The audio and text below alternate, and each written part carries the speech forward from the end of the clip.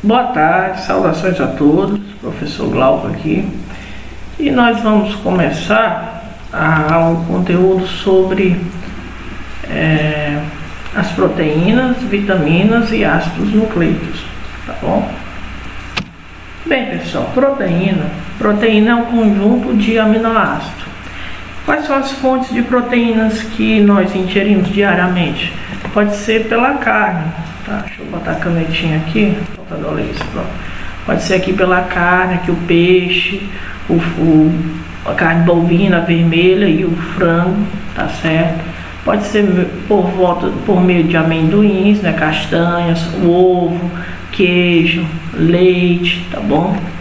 Então nós temos várias formas de adquirir a proteína, e a proteína é de suma importância para o funcionalismo do organismo, tá certo? Aqui, pessoal, como ela é formada por um conjunto de aminoácidos, os aminoácidos são moléculas pequenas, observe. Quando você ingere a carne, você ingere moléculas de proteína.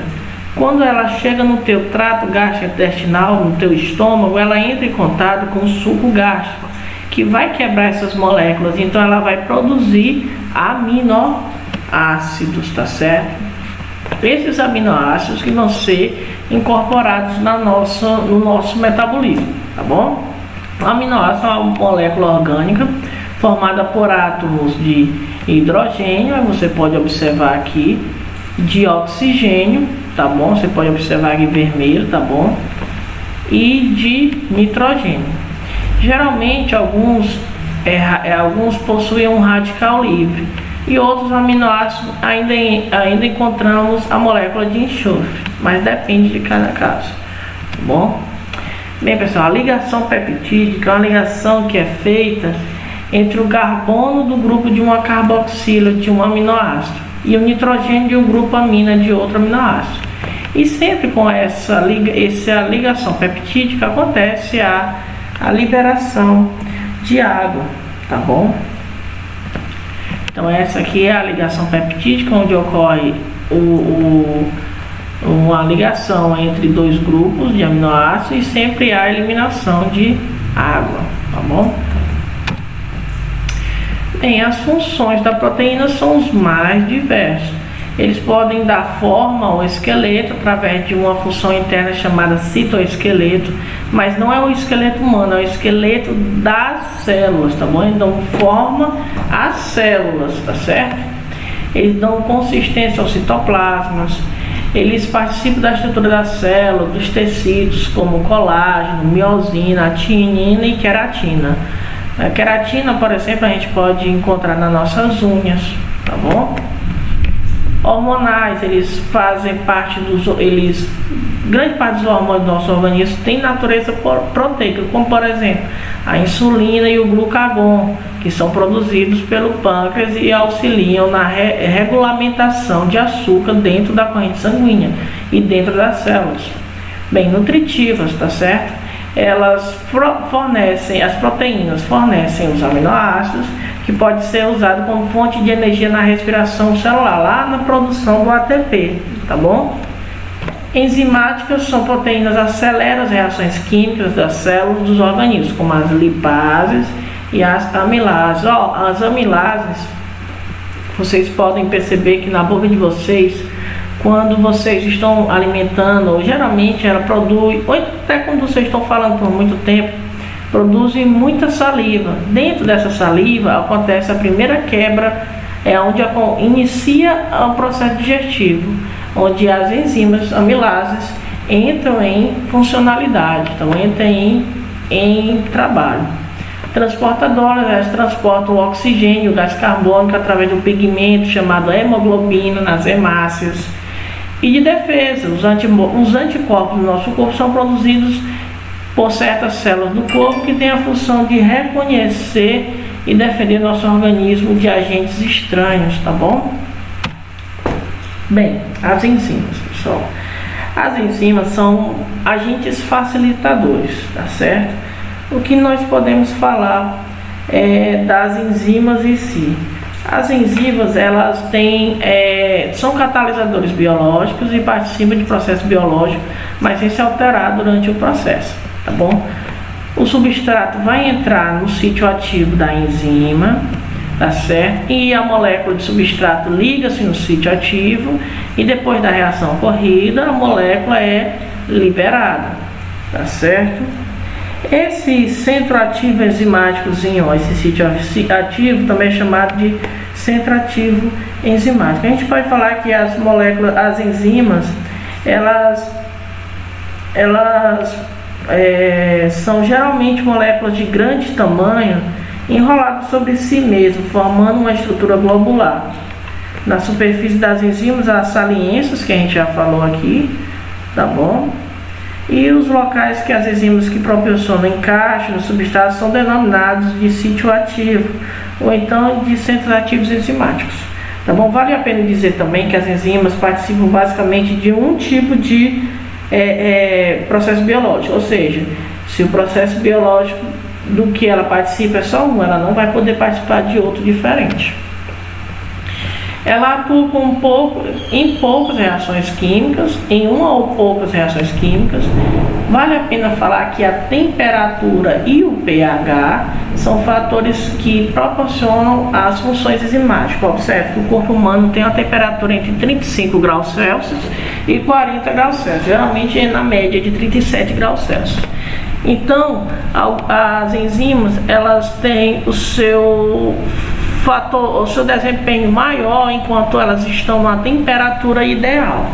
Se elas estiverem numa temperatura mais abaixo, as enzimas têm uma funcionalidade bem pouca.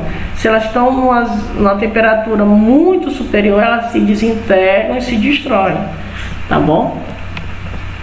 E também acontece com o pH. O pH é a concentração interna, também é como se fosse uma concentração relativa de íons de hidrogênios em determinado meio, tá bom?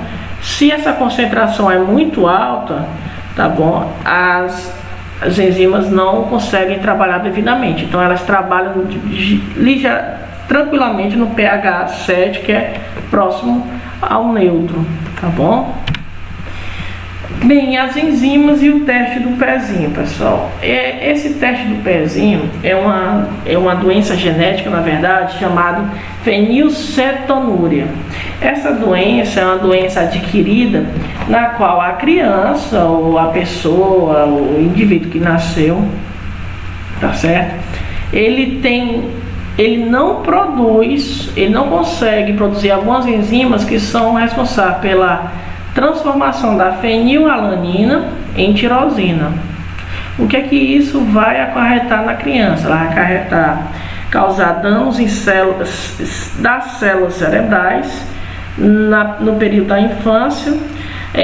Quando a criança vai desenvolvendo sua maturidade, ela não pode comer excesso de proteína nem adoçantes artificiais feitos à base de aspartame, tá certo? Porque elas contêm a fenilalanina e o ácido aspartico, tá bom?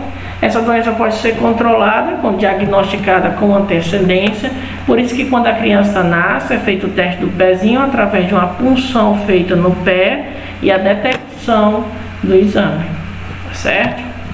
Aí nós temos as vitaminas, que são nutrientes essenciais para a nossa vida. Elas trabalham como cofatores em relação à síntese enzimática. Então, se você tem muita concentração de vitamina, uma concentração adequada, as enzimas trabalham normalmente. Agora, se você não possui você possui uma doença chamada avitaminose, que é uma deficiência de qualquer tipo de vitamina, a sua atividade enzimática também vai descer, tá bom? Ela não vai ficar adequada. Elas podem ser lipossolúveis ou hidrossolúveis. Hidrossolúveis quando elas são dissolvidas em água, e lipossolúveis quando elas são dissolvidas em alguma situação lipoproteica não. Ela é quando elas são dissolvidas em uma solução, em um lipídio, tá bom?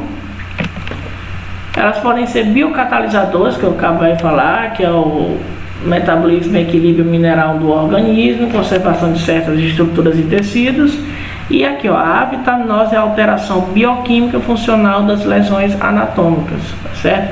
A vitaminose é a falta de algumas certas vitaminas nos organismos que provocam a desregulamentação do metabolismo, tá certo? Os ácidos nucleicos, pessoal, nós temos dois tipos de ácidos nucleicos, tá bom? Nós temos o DNA, nós temos o RNA, que é esse cara aqui, e o DNA, que é esse outro cara aqui, tá bom? O DNA é o ácido desoxirribonucleico, tá bom? E o RNA é o ácido ribonucleico. Eles são feitos de nucleotídeos, que eu vou falar um pouquinho mais à frente, tá bom? Mas aqui tá os nucleotídeos. O nucleotídeo é a união, é um trio molecular, tá certo? Geralmente formado por um fosfato, uma ribose e uma base nitrogenada. Vale a pena falar também, voltando lá, que por exemplo, a timina, ela é exclusiva do DNA, enquanto a uracila por si, ela é exclusiva do RNA. Então a timina é exclusiva do DNA e a uracila é exclusiva do RNA. As outras, a citosina, a guanina e a adenina, são encontradas em ambas as estruturas.